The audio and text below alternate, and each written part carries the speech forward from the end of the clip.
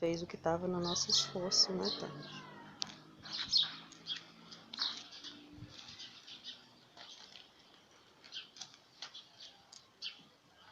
O pessoal lá da alta pensa que acha. Não, eu nem tive uma conversa com o médico. A assistente social decidiu botar ela aqui. É resolver do jeito social, dela. Mônica. Isso. O Ministério Público, mesmo, o doutor Gilberto falou, ela não é psiquiatra para dar alta. Ele está do nosso lado.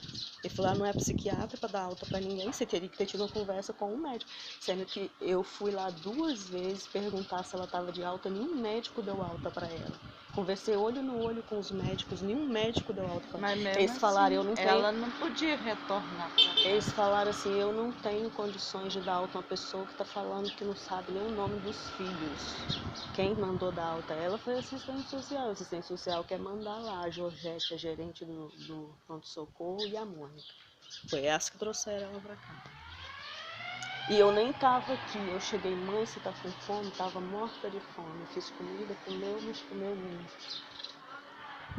Nem comida eu dei, elas têm má vontade com ela lá. Eu vou falar por que eu tenho medo de abater lá de novo, eles vão cuidar direito, mas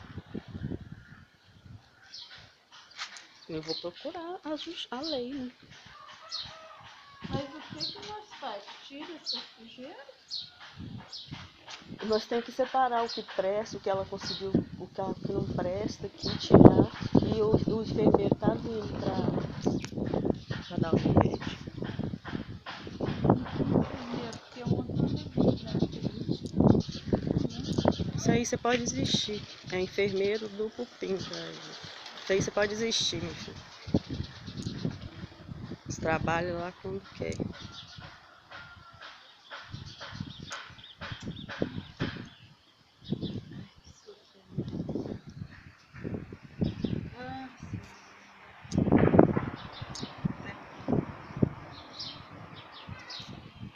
O pior, quem mora longe, vem visitar, faz as aparências.